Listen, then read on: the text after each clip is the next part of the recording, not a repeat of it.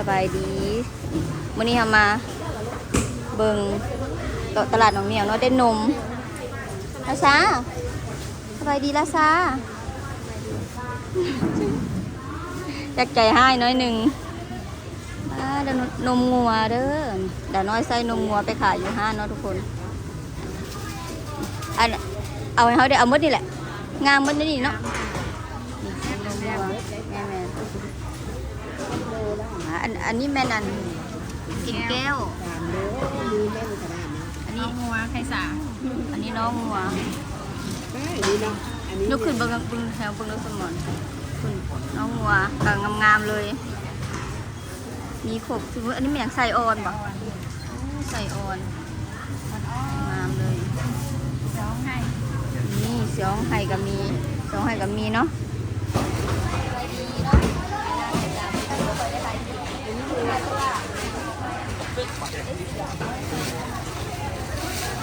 เราได้เสียงไห่กับนมตัวนี้เห็นเสือห้างขาประจำเลยดูตลาดของเมียเด้อห้างสมองมีอันนั้นนมมีสองไห่ที่มาจุดเด่นสามารถสั่งได้คาร้าอย่างไม่ครบรสอันนี้ไข่อ่อนเอาไปปิ้งไข่อ่อนเอาไปปิ้งเนาะไปปิ้งกับต้มใส่ไข่เยอะอันนี้ก็เป็นน้องหัวน้องหัวแกงมะกะสาใหม่ๆสดๆเลยจิ้มใหม่ๆสดๆเลยอันนี้นมงัวเด้อแต่น้อยไส้ยูห้าเนี่ยมันนมงัวสั่งน้ำผึ้งประจำเลยเนาะนมงัวสองไห่จิ้มขาลายอย่างไปใส่จุ่มเที่ยนคือสั่งที่นี่ได้เชิญกับสองห้าอย่างเดียวเดี๋ยวเราจะพาหลอกลงตลาดจะได้ใครที่อยู่แล้วไม่ได้บ่เคยมาหลอกตลาดเลยเนาะตลาดมีคันนาอย่างน้ำเนาะทุกคนมีคันนามีหางงัวมีหนังตุกสุดด้านนี้ก็จะเป็นชิ้นหมูทุกคนจะอ่อนเสือห้องไห่งาม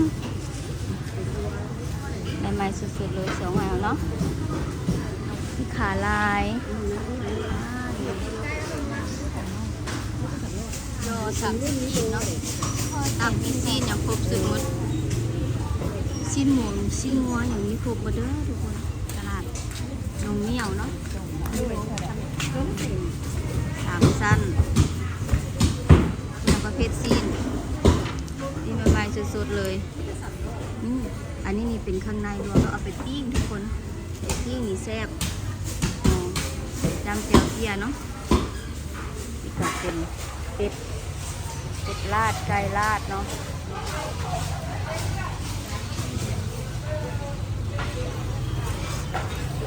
เข้ามาตลาดก็เจอประเภทซีนเลยเนาะช่วงนี้เราดูฝนเนาะเป็นพักเป็นอย่างพวกนั้นนี่เป็นข้าวซอยเมืองสิงห์เนาะนี่ข้าวซอยข้าวแรงฟืนอบสุดหมดเลยเส้นก็เส้นใหม่ๆเด้อเส้นข้าวซอยเนาะ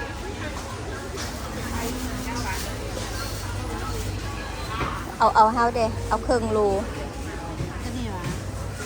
แมนแล้วเขาจะไปตัดเอาเครื่องรูนี่ได้หลายอยู่ตีเนาะโอ้เส้นเอาโลนึงเอาโลนึงนี่ขายเป็นสุดเลยได้นี่เนาะข้าวซอยเท่าไรนี่สักนี่50ได้2 ถ้วยคนได้นี่เนาะเส้นโลนึงอันนี้น้ำหนานี่ถุงเท่าไรถุง40จำนวน20ตัวน้อยสาวเอาหน้านี่ถุงหนึ่งพออยู่เงินเขามีอยู่เนาะเลยซื้อไปเติมเป็นข้าวซอยพุ่นนะเด็กไปพันอย่างนี้อันนี้นี่เอาไปพันได้เลยได้นี่เนาะไปเป็นข้าวซอยพันครบสุดหนึ่ง50,000 กีบคุ้มเดี๋ยวมาหลอกคนเขตนี่เนาะเราจะได้มาตลาดดูแล้วเป็นพักเป็นอย่างไร หลายช่วงนี้เราดูฝนถ้ากาจะแพงน้อยหนึ่งเนาะดูฝน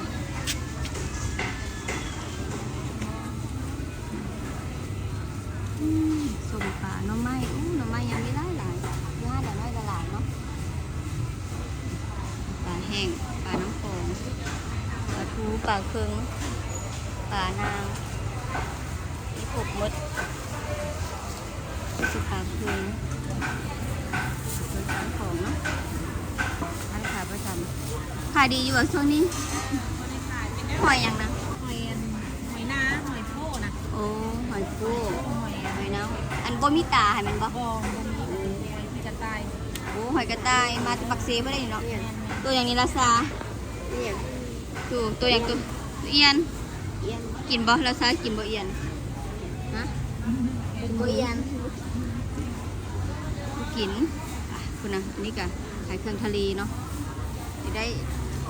อย่างตลาดนี้มีครบคุณนะหน่อไม้เป็นอาหารลาวพื้นบ้านเครื่องทะเลมีครบสุดเลยเนาะอาหารทะเลมันมาสุดๆ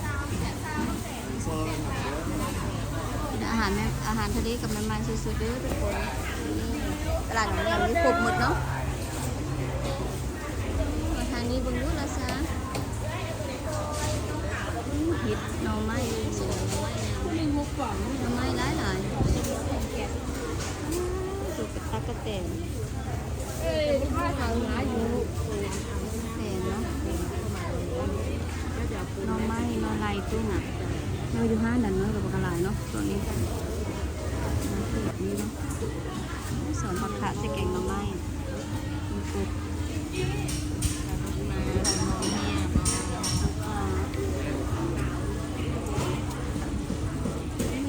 นี่หนังหมูปลาใช่หนังหมูปลาส่วนทุกคนหัวนะ ขายกินได้ อา ไหม หารปลามิกินาย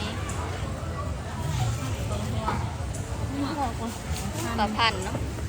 แล้วดูนี่ปลาพันแล้ววะนี่คิดเท่าไหร่นี่ ข้าวหาพัน คิดถึง5,000 คนกันหนึ่งราคาเดียวราคาเดียว เดี๋ยวรอบรวมกันมาตลาดมีแต่อยากเรียนกันเนาะเบิ่งสลายคนซื้ออาหารทะเลบอกกันหลายเลยมากทำเป็นไม้นี่เห็ดบี้เนาะเห็ดกับแก้ซาเฟิร์นเอาอย่างกินยังจะกินยังกินพักและสะอดเนาะเอามาหล่อนที่เบิ่งมันสนุกนกกระทาเนาะไม่ได้มาหล่อตลาดบุญปลาน้อยเนาะปลาน้อยปลาขาวปลาซิวหอยตูดอันนี้เขียดไข่เบิ่งคุณน้องเฟิร์นจะได้พักกระจงไปใช้ตำมีมาซันใช้ตำมีมาเฟิร์นผักงามๆเนาะเอาไหมสดๆเลยไปตลาดมีผักสุกผักอย่างเนาะผักบุ้งธรรมชาตินี่กับปลาดุกปลาโขงใหญ่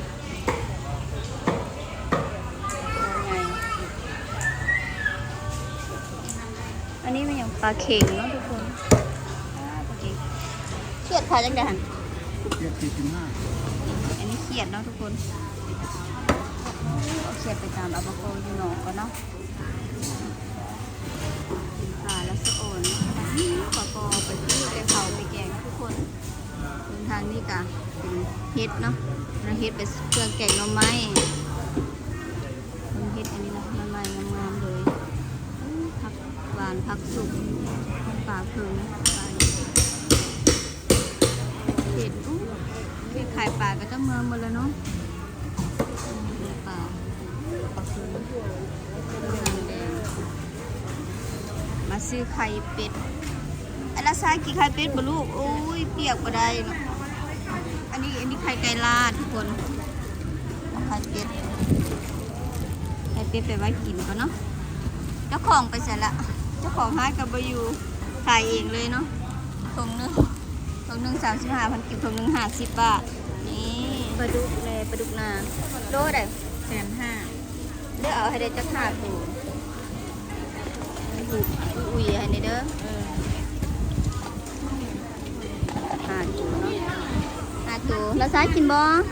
ซ้ายกินบ่ลูกปิ้งไปดูกินบ่ เอาโลนึงหมดกิน เอาหาตัวหาตัวเนาะไปกินกับไอ้จิ๋วเนาะดูให้แบบนี้นาไปปิ้งให้ราชากับปนุษย์อ้วนมาดู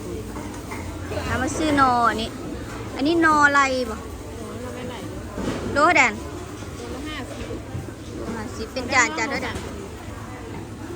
เลือกเอาไหมเฟิร์นเลือกเอาไหมเอาไปซุปนอนี่ใบขิงบ่เนาะยามนี้ ไปกิน คือว่าเห็นแบบ ที่มีนะฮะผัก เนาะเอาไหมเลือกไหมเลือกเอาให้ได้เอาตูดยาวๆตูดนั่นค่ะเนี่ยเราจะไปเห็นซุปนอกับเจ้ากะปิกระแซบเลยนี่แล้วครึ่งโลก็ได้บดเนาะ เนี่ย ซื้อซุปนอประมาณได้จานหนึ่งเลยเด้ เอาใหญ่ป่ะ เราดูนอเนาะอันนี้นออย่างนออะไรกัน เป็นหน่อเลี้ยงมือมันก็ นอเรื่อง ไม่ตั้งไข่ นอสั่งไทยดูคุณน้ำมันไหม้เนาะเดี๋ยวเราไปซอกใบขิงก่อนเด้อซอกใบขิงก่อนเนาะเห็ดซุปนอตื้ออย่างกระปูไปใส่อย่าง แต่ไม่ต้อง ใส่ตำบักต้องเนาะตำบักต้องแซ่บๆปะวันนี้ได้อาหารลาวได้ที่กระดูกเนาะกับซุปนอตลาดก็หมดเท่านี้แล้วเนาะทุกคนบนทางนี้เป็นประเภทเห็ดเฟือง เมื่อวานยิงน้อยๆโบราณจำดับ แกงเห็ด นี่ยังไงเนี่ยสูงครับสูงมากกว่านี้ใหญ่ ขายปลาทูปลาแห้งนี่หนังนี่แก้วปลาบ้ามอหย่างอันนี้ก็เป็นแก้วปลาบ้ามซับเนื้อหนังประเภทหนังจีแล้วเนาะหนังใบจีกับนี้ไปจีเองนะทุกคนซื้อเครื่องแล้วเรียบร้อยแล้วเนาะได้ของมาไว้กินน้ำได้ของมาไว้ขายอยู่ห้าน้ำเนาะภาษาได้ปลาดุกมากินไปเดี๋ยวเอาเครื่องไว้ดูกัน ได้กระปูน้ำตะเฟินมาแข้งได้กระปูเพราะว่าถึงมาตัดเส้นบักต้องเนาะไปตัดบักต้องแซ่บๆกินเนาะสำหรับคลิปนี้เท่ากับคลิปมาเลาะตลาดน้องเหนียวเนาะถ้าใครมาเบิ่งก็อย่าลืมกดไลค์กดแชร์กดติดตามเป็นกำลังใจให้ดาน้อยเลยเด้อเพื่อให้คลิปดีๆออกมาเนาะครอบครัวตัวอ้วนเฮาเนาะสบายดีปะสบายดี FC เลยสบายดีบ๊ายบายนะอารมณ์บดีอยากนอนเดี๋ยวขอลาไปก่อนเนาะช่วงนี้หายหน้าหายตาไปดุนแต่น้อยบุคคลมีเวลาไปนะเนาะคนเดียวเดี๋ยวไปเบิ่งคลิปหน้าว่าที่เห็นโมนึงกวนบอมมันกวนแม่เป็นสาวเลยเด้อทุกคน